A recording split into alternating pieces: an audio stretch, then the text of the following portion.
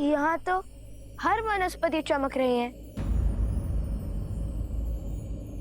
चलिए भैया नीचे चलते हैं। इतनी शीघ्र हार मान गए तुम? नहीं नहीं, मैं तो नीचे तल से हनुमान जी की भांति पर्वत उठाने की बात कर रहा हूँ। पर्वत उठाना इतना सरल लगता है तुम्हें? तब तो एक ही मार्ग है, इतना घोर युद्ध कर कर थक गए। अब एक एक बूटी खाकर ये पता करना होगा कौन सी काम करती है।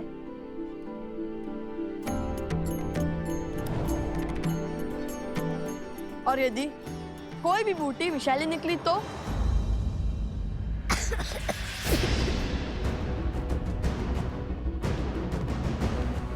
कुश, कुश तुम ठीक तो हो ना? कुश, कुश, कुश उगलो से, कुश, कुश, कुश।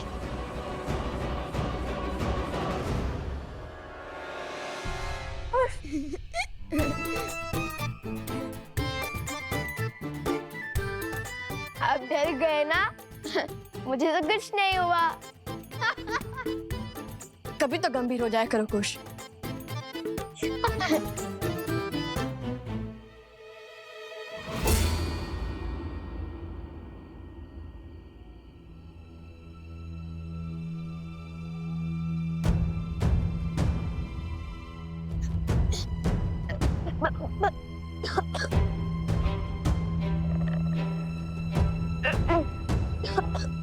बार बार तुम्हारे जाल में नहीं फंसूंगा मैं। अभिनय का कोई लाभ नहीं है।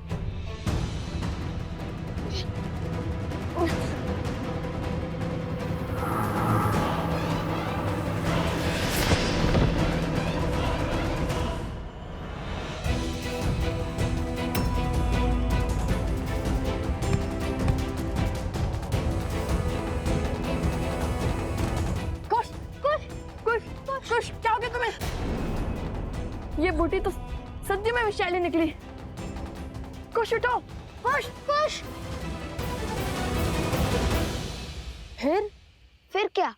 मेरा नीलाकंठ देखकर भैया को विश्वास तो हो गया था, किंतु लगता है विष फैल रहा है। अब क्या करें? भैया अब बूटी खोज लोगे ना? कैसे कुश? तुम्हारी अटपटी बातों से ही तो मुझे नए मार्ग दिखते हैं। तुम्हारे बिना मैं क्या करूंगा?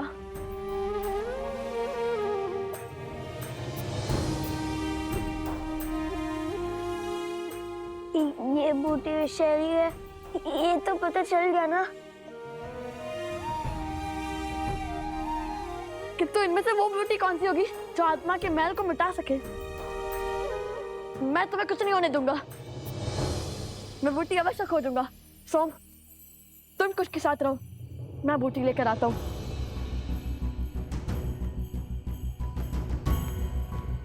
आंखें खोलो कुश।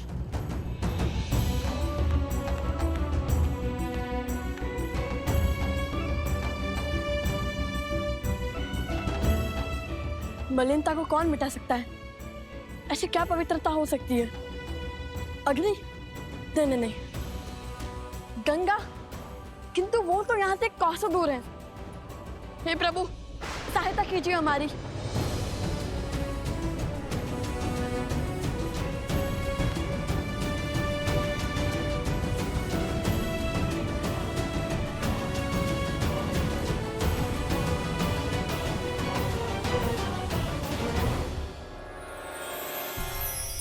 ये नक्षत्र तो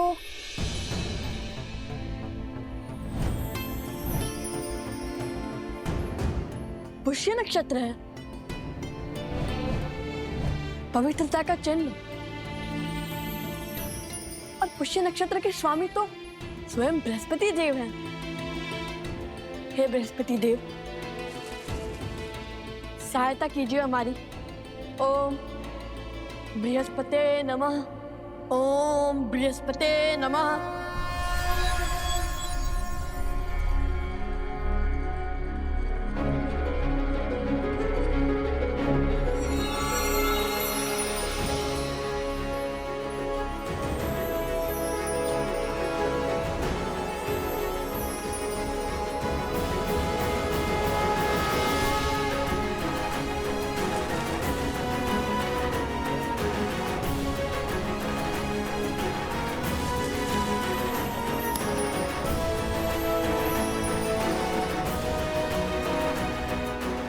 ओम बृहस्पते नमः।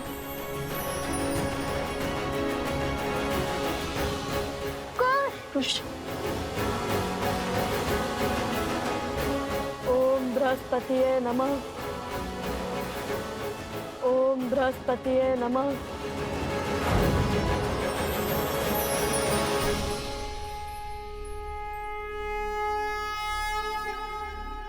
कुश, तुम ठीक तो हो ना? भैया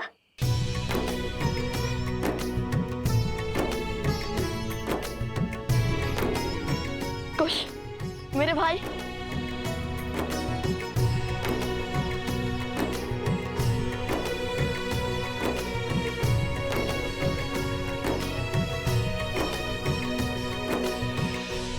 इस प्रकार भैया ने अपने ज्ञान से मेरी उद्दंडता के कारण आई समस्या का अंत किया। किंतु सदैव की भांति कुश की उद्दंडता के कारण ही हमें इतनी शीघ्र इस विपदा का हल मिल गया। अवश्य, हनुमान जी से कम नहीं हो तुम दोनों भाई।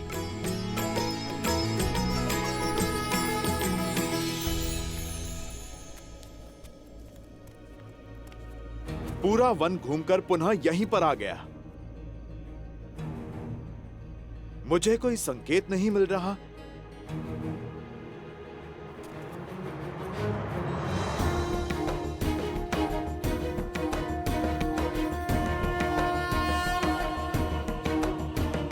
यहां पर स्वास्तिक किसने बनाया?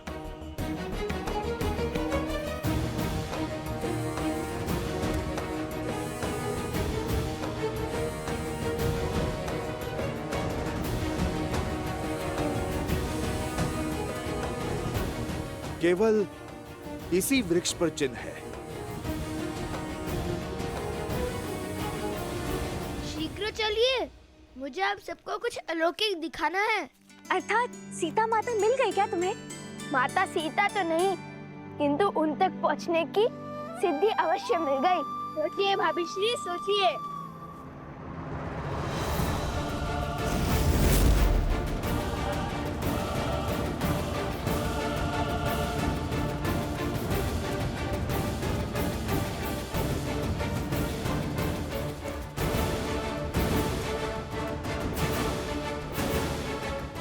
अरे अब शीघ्र चलो, हमें उस वृक्ष तक पहुंचना होगा, अन्यथा तुम्हारी सिद्धि कोई और ले जाएगा। ये कैसा आभास है? मानो कोई दिव्य शक्ति आसपास है।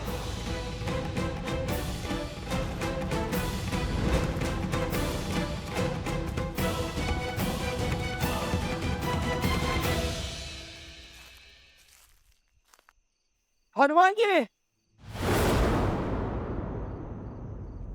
सैनिकों,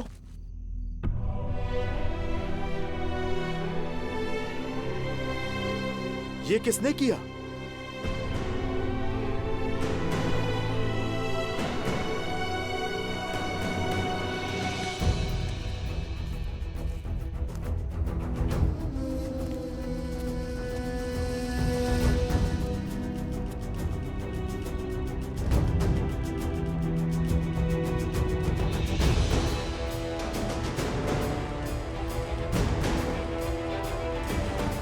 हम इसी गड्ढे में गिरे थे हनुमान जी।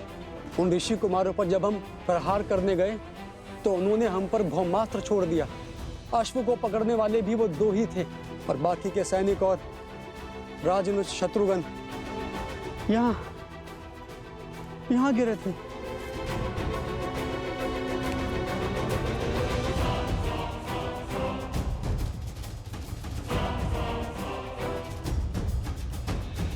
हम उन्हें बचा नहीं पाए, मैं गड्ढे में ही रह गया। उनके समक्ष लड़ने का साहस नहीं जुटा पाया।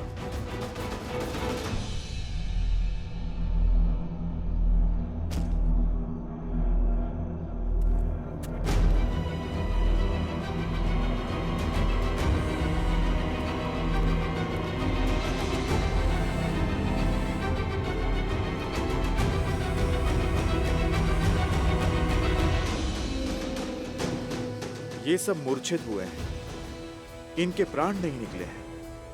सम्मोहन अस्त्र के पाश में बंधे हैं,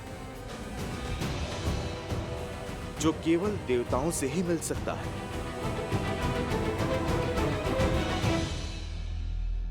पर शत्रुघ्न भैया कहाँ हैं? हम उन्हीं को खोज रहे थे हनुमान जी, तब तक आप हमें दिख गए। लगता है इन बालकों के पास दिव्य शक्तियां हैं। अवश्य ही ये वही ऋषि कुमार हैं जो अयोध्या आए थे। वो एक दूसरे को लवकुश कहकर पुकार रहे थे। लवकुश? इतने बड़े राम भक्त अपने ही प्रभु का अश्व क्यों रोकेंगे? तुम इन्हें अयोध्या ले जाओ। शत्रुघ्न भैया को मैं खोजता हूं। महाराज को सारी सूचना विस्तार से देना।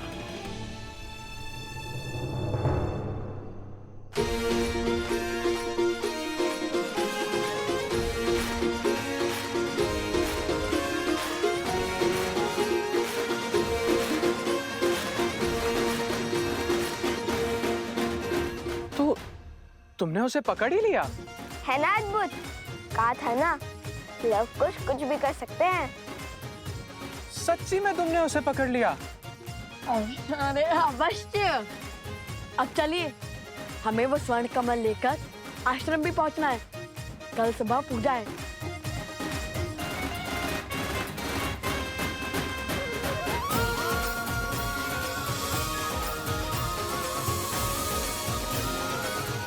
प्रभु, अद्भुत शक्ति के साथ लड़ रहे थे वो दोनों ऋषि कुमार। दिव्य अस्त्र थे उनके पास और एक दूसरे को वो लवकुश कहकर पुकार रहे थे।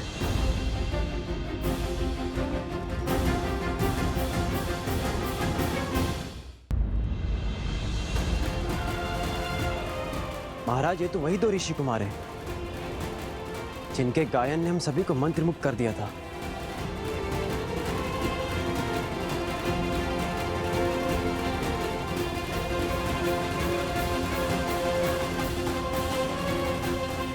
उनकी गायन की भांति उनका युद्ध कौशल भी बहुत अद्भुत था। जैसे युद्ध नहीं कोई खेल हो, और चिंता का तो कोई भाव ही नहीं था उनमें। अक्षम्य है ये, हमारे वीर योद्धाओं का अपमान है। दो बालक जो युद्ध को मनोरंजन समझते हैं, हमारी सेना को परास्त करके चले गए।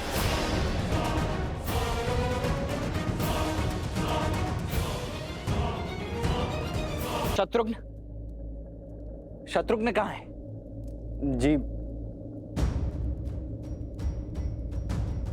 जी वो रामानुज और बाकी सैनिक सम्मोहन अस्त्र से मूर्छित हो गए थे,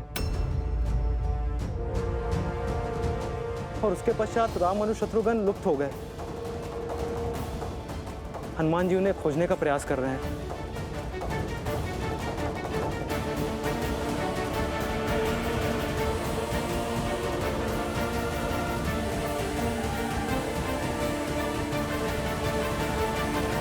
और शत्रुघ्न, शत्रुघ्न कहाँ है?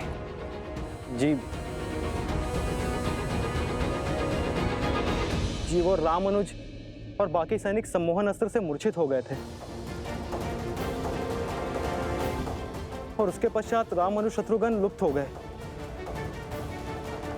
हनुमान जी उन्हें खोजने का प्रयास कर रहे हैं।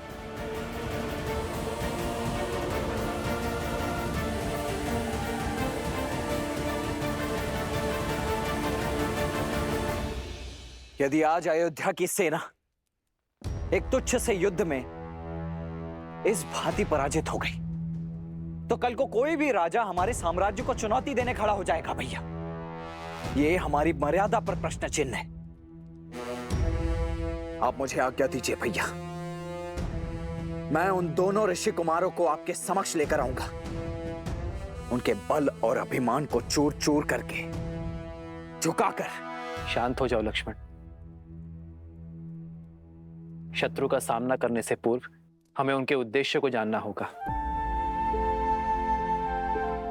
यदि वो दोनों केवल ऋषि कुमार हैं, तो वो अश्व को क्यों रोकेंगे?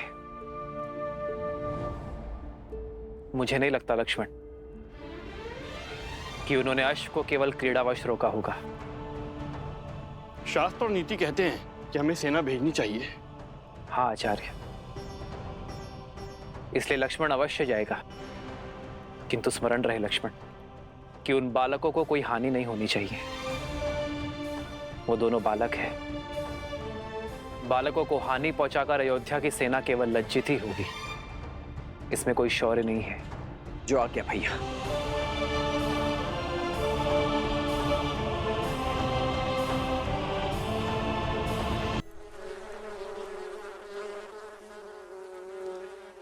राम के पुत्र दिव्यास्त्र ले आए हैं। अब तो युद्ध और भयावी होगा। अपने ही कुल के संहार के लिए सज्ज है लवकुश। मुझे तो केवल ईश्वर के बनाए प्रवाह में अड़चन उत्पन्न करनी है, फिर मेरा कार्य अपने आप हो जाएगा। जाओ देखो वो आश्रम पहुंचे या नहीं।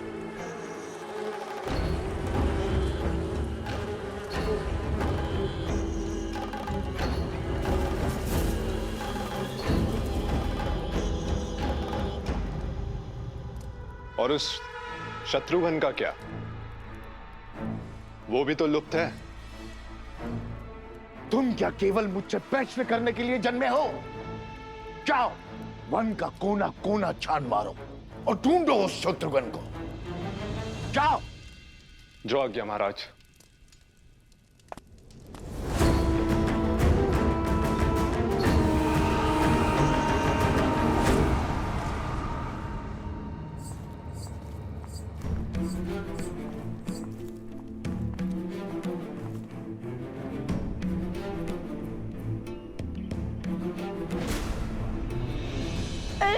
क्या कर रहे हैं भैया? छोड़िए ना। बस अब वो प्रतीक्षा नहीं होती। कब से माता से दूर रहे हैं, अब तो मुझे उनके दर्शन करने दीजिए। और इसका क्या क्या कहेंगे माता से कि हम अश्वमेध का अश्व चुरा कर आए हैं श्री राम से प्रश्न पूछने के लिए, और राजा ने शत्रुघ्न से उसके लिए हम युद्ध करके आए हैं। ओहो, अब हम फिर से फंस गए। अब क्या करेंगे? जहाँ पग धरो वहाँ समस्या उत्पन्न हो जाती है। कभी ये मत करो, कभी वो मत करो। इससे अच्छा तो हम सब अदृश्य हो जाते हैं।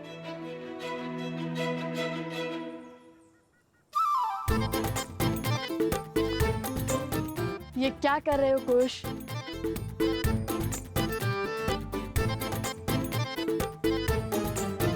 लो, हो गया ना अदृश्य। क्यों उठाई माला? ताकि इसकी गांठ खोलकर 2 माला बना सकूं, हम दोनों अदृश्य हो सके। और संकट यही है ना कि कोई हमसे प्रश्न पूछे और हम मिथ्या ना कह सके। अब जब दिखेंगे ही नहीं तो ना कोई प्रश्न पूछेगा और ना कोई उत्तर देना होगा। किंतु अब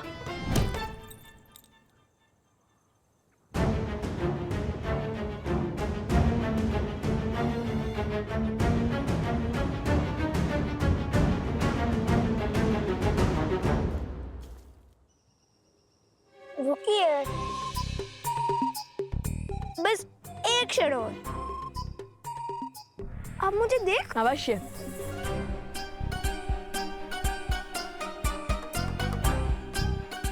लगता है गांठ खुलने से स्तेव्य माला की माया समाप्त हो जाती है।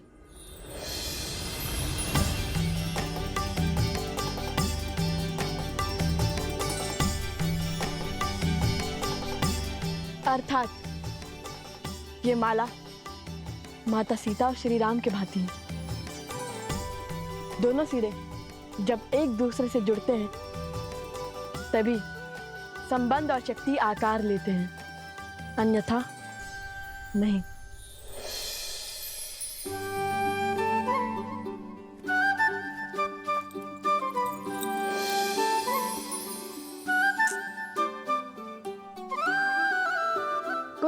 भैया विश्वास रखिए अपने अनुज पर। उद्देश्य माता के दर्शन है। और वो हमें अवश्य होंगे, और वो भी प्रश्न उत्तर के चक्र के बिना। हाँ थे, क्या किया, क्यों किया? इन सब से छुटकारा मिल जाएगा। शीघ्र उनके पास भी तो जाना है जिन्हें छोड़ आए थे, स्मरण है ना?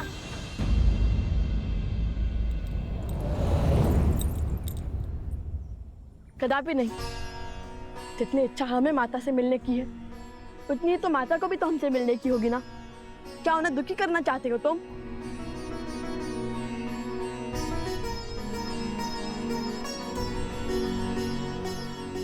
मिल गया हल।